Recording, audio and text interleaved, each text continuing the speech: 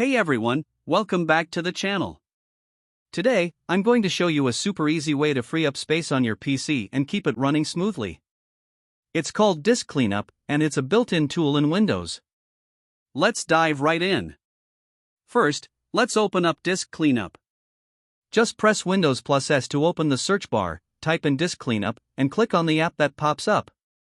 Easy, right? Now, you'll be asked to select the drive you want to clean.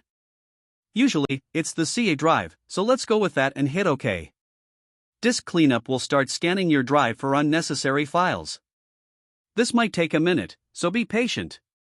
Once the scan is done, you'll see a list of file types that you can delete. This includes temporary files, system cache files, recycled bin contents, and more. Check the boxes next to the types of files you want to delete. Personally, I like to clean out as much as possible to really free up space. For a deeper cleanup, click on the Clean Up System Files button. This will give you additional options like removing old Windows installations or update files. It's a great way to reclaim even more space. Once you've made your selections, click OK and then delete files to confirm.